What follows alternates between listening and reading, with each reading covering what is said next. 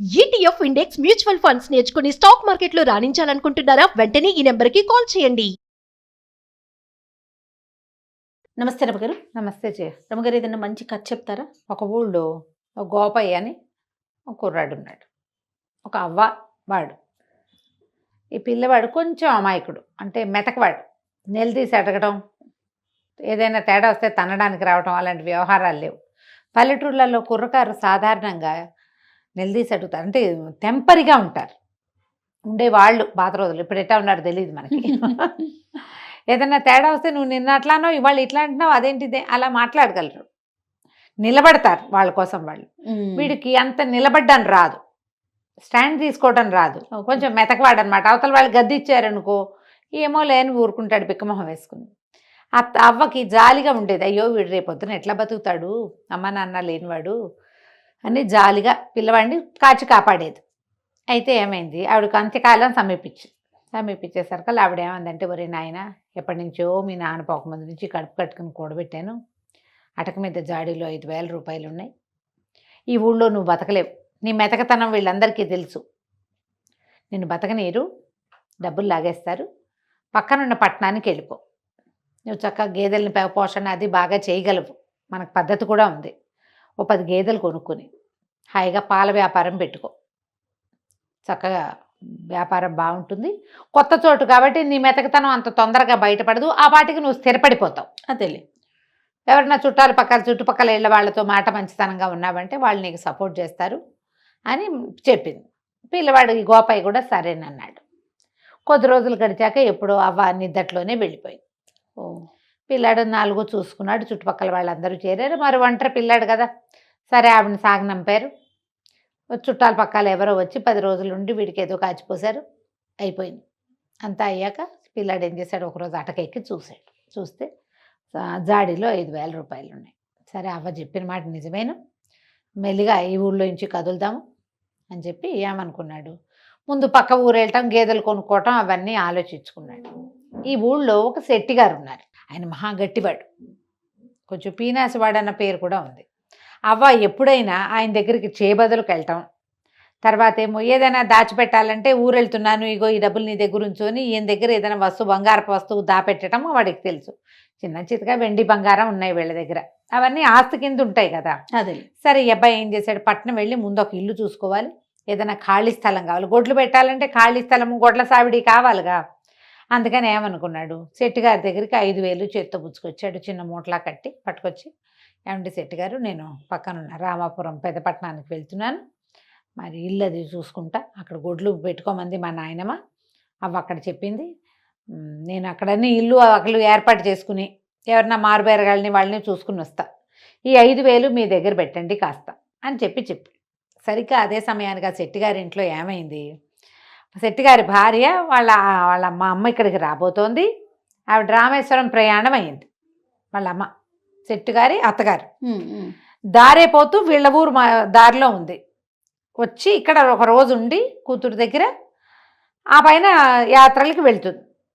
మా అమ్మ రాకరాకొస్తోంది, 3 ఏళ్ళయింది వచ్చి, ఒక చీర కొనుక్కురండి మా అమ్మకి అంటుంటే ఈయన అంటాడు, ఆ దారిపోయే వాళ్ళందరికీ దారిన పోతూ వస్తుంటే ఆవిడకు చీరలు ఎక్కడ పెడతాం, చీరలో సార్లో నేను పెట్టను అన్నాడు.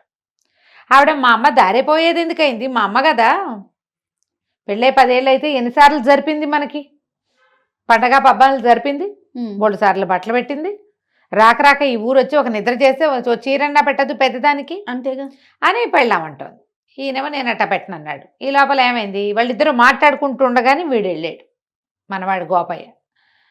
ఈ వాక్యాలు చెప్పడానికి లోపలే ఏమైంది, ఈ పెళ్ళామేమో ఈవిడ సణుగుతుంటే ఏమన్నాడు, ఆ తర్వాత చీరల సంగతి పొయ్యి మీద కూర మాడుతోంది, పోయి చూసుకో అని కేకేశాడు.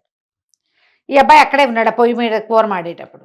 ఆవిడ లోపలికి వెళ్ళింది, పొయ్యి మీద కూర ఏదో సవరించింది. ఈ లోపల ఈ గోపయ్య ఆవిడ లోపలికి వెళ్ళిన సందర్భంలో 5,000 రూపాయల వాక్యాలు ఈయనకి చెప్పి 5,000 ఈయన చేతిలో పెట్టాడు.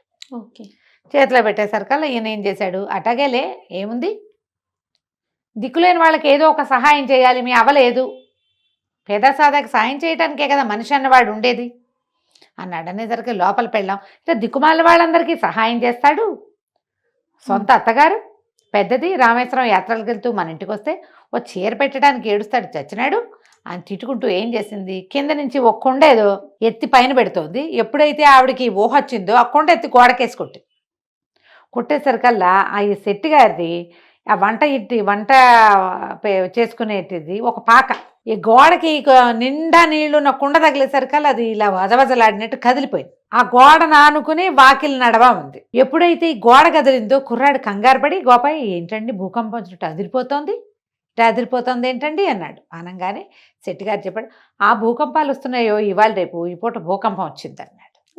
కుర్రాడు ఏం గుర్తు పెట్టుకున్నాడు, భూకంపం వచ్చిన రోజు శెట్టి గారికి డబ్బు ఇచ్చానని పెట్టుకున్నాడు. సరే వెళ్ళొస్తానండి అంటే, క్షేమంగా వెళ్ళి లాభంగారా, మెల్లిగా నిదానంగా చూసుకునిరా, 4 చూసుకున్నాకరా, నీ డబ్బులు ఎక్కడికి పోవు, నేను ఇస్తానన్నాడు. అనేసి పంపించేసాడు. ఈ గోపయ్య పక్కనున్న పట్టణానికి వెళ్ళాడు.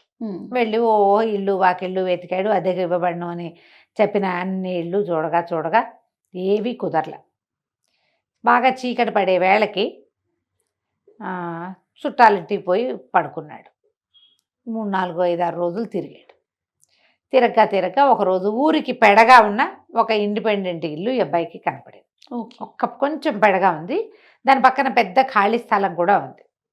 ఉంటేనే ఈ అబ్బాయి పోయి వాళ్ళ ఇంటో అడిగాడు, ఏమండి అద్దెకిస్తారా ఏమిటి అంటే, సరే ఎవరు ఏమిటి కనుక్కుని, ఎవరు లేరండి, గేదెల వ్యాపారం పెడదాం అనుకుంటున్నా, ఈ పక్క ఖాళీ స్థలం కూడా ఇస్తానంటే నేను దిగుతానండి పక్క వాటాలు అన్నాడు.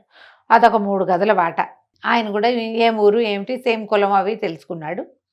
కుర్రాడు బుద్ధిమంతుడిగా ఉన్నాడని భావించి, దాంతో ఏముంది నాయన, తప్పకుండా మాకు పక్కన గొడ్డు గోదండి మనుషులు సందడిగా ఉంటే బాగుంటుంది, ఇదేమో ఊరికి పెడగా ఉంది, అదే ఎవరు వచ్చేవాళ్ళు లేరనుకుంటూ ఉంటాం. ఇప్పుడు పాలు వ్యాపారం అంటే పూట వస్తారుగా 2 పూట్ల మనుషులు, కొంచెం సందడి పెరిగి రేట్లు పెరుగుతాయి ఆ ప్రాంతానికి అని ఆయన ఒప్పుకున్నాడు. ఒప్పుకుంటే ఆయన కూతురు వచ్చి, ఆ పిల్ల 18 or 20 ఏళ్ళు ఉంటాయి, పిల్ల కొంచెం గట్టిది. ఆ అమ్మాయి ఏమంది, సరే కబుర్లకేముంది, అద్దె మాత్రం 100 రూపాయలు నెలకి, గొడవలకు దిక్కకూడదు అని గట్టిగా చెప్పింది. పిల్ల చూస్తే చక్కగా ఉంది. సరే అన్నీ ఒప్పుకున్నాడు. ఒప్పుకున్నాక ఏమైంది, నేను ఊరు వెళ్ళండి, డబ్బులు అవి తీసుకుని మరి సామాన్లు అవి సర్దుకుని వస్తానండి, కొంచెం వాట కడిగిచ్చి పెట్టండి అని చెప్పి వచ్చేసాడు. ఇంటికి వచ్చి మర్నాడు ఇక్కడ సామాన్లు అవి ఇవి సర్దుకుని రేపొద్దున ఊరు వెళ్తాననగా ఇవాళ శెట్టి గారి ఇంటికి వెళ్ళాడు. శెట్టి గారు నమస్కారం అండి, మా రామాపురంలో అన్నీ ఏర్పాటు చేసుకొచ్చాను, మరి గేదెల బేరగాళ్ళు కూడా దొరికారు, ఒక 8 గేదెలకు బేరమైందండి, మీరు డబ్బు ఇప్పిస్తే నేను వెళ్ళి పని చేసుకుంటానండి, రేపు వెళ్ళిపోతున్నానండి అన్నాడు. ఎంత కావాలో అని అడిగాడు ఆయన. ఎంత కావాలి ఏంటండి, నేను మీ దగ్గర పెట్టిన డబ్బు ఇచ్చేయండి అన్నాడు. నువ్వు నా దగ్గర ఏం పెట్టావు అన్నాడు ఆయన. అనేసరికి కుర్రాడు నిర్ఘాంతపోయాడు. అదేంటండి, 5,000 రూపాయలు మా అవ్వ అటక మీద జాడీలో పెట్టినవి నేను మీకు తెచ్చిస్తాను కాదు, ఫలానా రోజు నేను ఊరెళ్ళే రోజు, నేను రామాపురం వెళ్ళేటప్పుడు మీ ఇంటికేగా తొలిగా వచ్చాను అనేసరికి అలా ఆయన అన్నాడు, అవురవరా నా దగ్గర డబ్బులు పెట్టడం ఏమిటి, నువ్వు అవ్వమన్నాడు, నాకు అంతే తెలుసు, రామాపురం వెళ్ళొస్తానని చెప్పావు అంతే, నువ్వు మా ఇంటికి రాలేదు, నాకు డబ్బులు ఇవ్వలేదు. కాదండి ఆ రోజు భూకంపం వచ్చిన రోజు అండి అన్నాడు.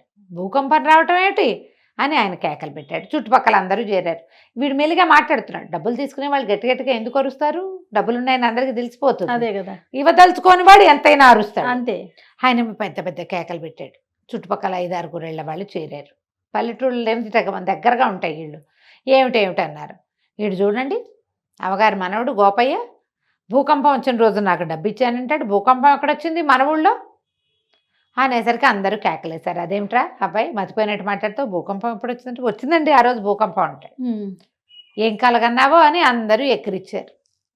మా అవ్వ 5,000 దాచిందని ప్రచారం చేయకూడదన్న ఇంగితం ఉంది కుర్రాడికి, కానీ ఇప్పుడు చెప్పక తప్పటల్లా ఏం చెయ్యాలో తెలియలే, ఎంత బతిమాలినా బామల్ని ఆయన ఒప్పుకోలే, నువ్వు నాకేం ఇవ్వలేదన్నాడు. అనేసరికి ఇక ఏం చేస్తాడు, ఏడుపు మొహంతో వెనక్కి తిరిగి వెళ్ళిపోయాడు. ఇంక ఇప్పుడు ఏం చేస్తాడు, పట్నం వెళ్ళి మళ్ళీ సాయంకాలం కాళ్ళు ఈడ్చుకుంటూ పట్టణానికి వెళ్ళాడు. వెళ్ళి వాళ్ళ ఇంట్లో చెప్పాడు. ఆ పెద్ద ఆయన ఆ కూతురు పేరు తరంగిణి, నేను మోసపోయాను, ఆయనకి 5,000 ఇచ్చా, ఆయనేమో ఇవ్వలేదు, ఇట్టాడు పని చేశాడు, ఆ డబ్బులు ఏంటి, నేను ఈ గేదెలు ఎట్లా కొను, మీకు ఇంటికి డబ్బెట్టా ఇస్తాను, 4,000 గేదెలకు ఖర్చు పెట్టుకుని 1,000 రూపాయలు పెట్టుకుని నేను ఇక్కడ బతకాలి కదా ఈ ఊళ్ళో, నా దగ్గర ఇంకేం లేదు, ఆయనేమో ఇట్లా చేశాడు, మా ఊళ్ళోనే మట్టి పీసుకునో పేడెత్తుకునో బతుకుతాను, ఇంకేం చేస్తాను, వెళ్ళొస్తానండి, మీ ఇల్లు అద్దెకి తీసుకోనని చెప్పడానికి వచ్చాను, మీరు నా కోసం చూస్తారు కదా పని మానుకొని అనేసరికల్లా అయ్యో ఆయన జాలి పడ్డాడు ఆ ఇంటి ఆయన. అయ్యో పాపం ఎంత కష్టం వచ్చిందయ్యా, భలే మోసం చేశాడే వాడెవడో దుర్మార్గుడు, నిన్ను జాగ్రత్తగా బతుకునాయన అమాయకుడివి అన్నాడు. అనేసరికల్లా పిల్ల లోపల నుంచి మజ్జిగ తీసుకుని లోపల నుంచి వస్తూ, అదేమిటి నాన్న, దిక్కపోతే దిక్కపోయాడు, మన ఇంట్లో దిక్కపోయినా నష్టం లేదు, కానీ ఇతను పోగొట్టుకున్న డబ్బు మాత్రం ఇప్పించాలి కదా, అతను అమాయకుడు పోగొట్టుకున్నాడు, మనం తెలివి వాళ్ళం కదా అని ఒక ప్లాన్ చెప్తానని ఐడియా చెప్పింది. ఈ ఐడియా ప్రకారం మర్నాడు 2 రోజుల తర్వాత 1-2 రోజుల తర్వాత ఆ ఇంటి ఆయన ఈ తరంగిణి వాళ్ళ నాన్న ఓ రేకు పెట్టె పుచ్చుకుని గోపయ్య వాళ్ళ ఊరు వెళ్ళాడు. వెళ్ళి ఈ శెట్టి గారింటికి వచ్చాడు. శెట్టి గారింటో దండం పెట్టాడు. అయ్యా మరి మీరే కదండి శెట్టి గారు, నేను గోపయ్యకి కాబోయే మామగారినండి, వాళ్ళ అవ్వ ఉండగానే పిల్లని గోపయ్యకి ఇచ్చి సంబంధం కుదుర్చుకున్నాం, ఆవిడేమో మీ ఊరు రామాయణంలో పెళ్లి చేయాలని మాతో మాటిచ్చింది, ఆవిడ పోయింది కదా, ఏడాది లోపల పెళ్లి చేస్తే ఆవిడకి ఉత్తమ గతులు కలుగుతాయని నేను డబ్బు గిబ్బు అన్నీ సవరించుకుని వచ్చానండి. మీరు పెద్ద మనిషి, ఈ ఊళ్ళో మీరే చాలా పెద్ద మనిషి అని చాలాసార్లు అవ్వగారు చెప్పింది పెళ్లి మాటలకు వచ్చినప్పుడు. ఈ పెట్టెలో 60,000 ఉన్నాయండి, రేకు పెట్టె ఒకటి తెచ్చాడు, ఆ పెట్టెలో 60,000 ఉన్నాయి, పెట్టె మీ దగ్గర ఉంచండి, ఎందుకంటే నేను ఈ ఊరు వాడిని కాదు, ఇక్కడ ఏర్పాట్లు చేయాలి, వంట వాళ్ళని మాట్లాడుకోవాలి, పురోహితుడిని మాట్లాడాలి, సన్నాయి వాళ్ళని మాట్లాడాలి, 4 ఏర్పాటు చేసుకోవాలి కదా, రామాలయంలో చెప్పాలి, ఇవన్నీ ఉన్నాయి, ఈ డబ్బులు పుచ్చుకుని ఊరంతా నేను తిరగలేను, నాకు ఇక్కడ ఇంకో ఆనుపాను లేదు, మీరు మహానుభావులని చాలా పెద్ద మనిషి అని నేను విన్నాను, ఈ 60,000 రూపాయల పెట్టే మీ ఇంట్లో ఉంచండి, ఓకే, వీళ్ళు వెంబడి 1000 చొప్పున తీసుకుంటా అని చెప్పంగానే ఆయనకు సాహస వచ్చేసింది.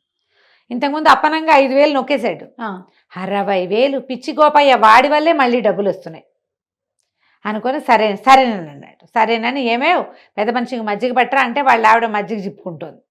ఈ లోపల ఏమైంది, చటుక్కును గోపయ్య వచ్చాడు. వచ్చి శెట్టి గారు మరి మొన్న నేను మీకు డబ్బులు ఇచ్చాను, మీరు కూడా మర్చిపోయారు, అసలు నేను ఇవ్వలేదంటున్నారు, భూకంపం వచ్చిన రోజంటే మీరు కాదన్నారు, అవాళ్ళు మీ ఇంట్లో కూర ఏదో మాడిందండి, కూర మాడుతోంది, వెళ్ళి చూసిరమ్మన్నారు, అప్పుడేనండి నేను మీకు 5,000 ఇచ్చాను అన్నాడు.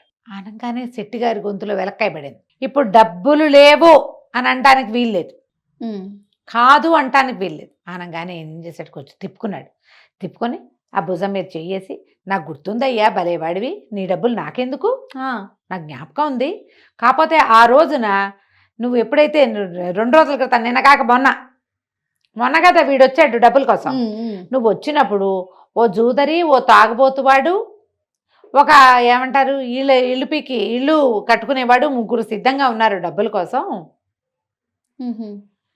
నీ డబ్బులు నా దగ్గర ఉన్నాయని తెలిస్తే నేను నీకు డబ్బులు ఇస్తే నేను వాళ్ళకేమి ఇవ్వటల్లా, వాళ్ళు నీ వెంట పడతారని నువ్వు డబ్బు పోగొట్టుకుంటావు, అమాయకుడివి, మీ అవ్వేమో నా చేతిలో పెట్టింది నిన్నని నేను అప్పుడు ఇవ్వలేదంతే, మళ్ళీ కబురు చేసి ఇద్దామనుకుంటున్నా, నేను ఏదో పనిలో పడ్డాను చూడు ఉండు అని వాడిని గోపయ్యను నుంచోబెట్టి అలా లోపలికి వెళ్ళి 5,000 పట్టుకొచ్చి ఇచ్చాడు. గోపయ్య లెక్క పెట్టుకున్నాడు, మూట కట్టుకోగానే మావగారు లేచి నుంచున్నాడు.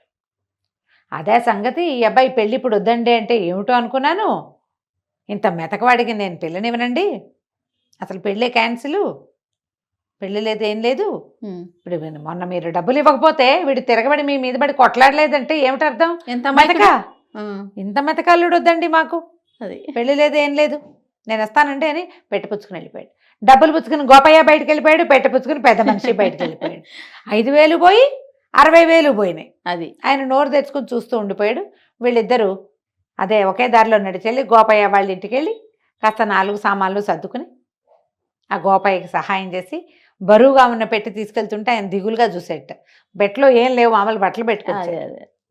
పట్నం వెళ్ళిపోయారు. పట్నం వెళ్ళాక సరే ఆయన చాలా సంతోషించాడు గోపయ్య, మీ వల్ల నేను డబ్బులు తీసుకోగలిగాను, నాకు ఆ తెలివితేటలు లేవు, అన్యాయం అయిపోయేవాడిని అని చెప్పి ఆ గేదెలు అవి ఏర్పరచుకున్నాడు. ఆయన అన్నాడు, దాందే ఉంది నాయన, మెతక వాళ్ళకి ఎప్పుడు పక్కన తెలివైన వాళ్ళు ఉండాలి, మెతకవాడు మెతకగా ఉండటంతో పాటుగా పక్కవాడి తెలివితేటలు ఒప్పుకోవాలి, నువ్వు ఒప్పుకున్నావు కాబట్టి ఈ పని అయింది, అంతేగా, మీకెందుకు అనలా నువ్వు అంటే రాకపోను, అలాగే నువ్వు జీవితాంతం మా సలహా సంప్రదింపు వింటానంటే లక్షణంగా మా పిల్లని పెళ్లి చేసుకో, గేదెల వ్యాపారం పెట్టు, మా అమ్మాయి పై ఎత్తున అన్నీ చూసుకుంటుంది, పని నువ్వు చేయి, పై ఎత్తున పాప చూసుకుంటుంది, హాయిగా ఇద్దరు చిలక గోరింకలాగా నాకంటుకుందే ఉంటారంటే సంతోషించాడు గోపయ్య. వాళ్ళ అవ్వ అన్నగా అనుకున్నట్టుగానే వీడు ఒక తెలివైన వాళ్ళ సాంగత్యంలో ఉండి హాయిగా ఉన్నాడు. కథ కంచికి మనం ఇంటికి. చూడండి, తెలివితేటలు అందుకే ఎవరి సొత్తు కాదు.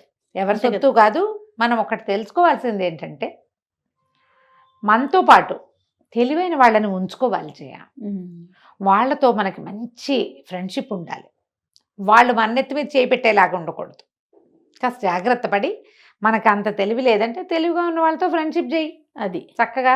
నిజం రమ్మగారు. అప్పుడే కదా? మన అచీవ్మెంట్ అనేది ఇంకా 100% సక్సెస్ అవుతుంది అవును కదండి. అవును. రైట్ రమ్మగారు, నమస్తే. నమస్తే.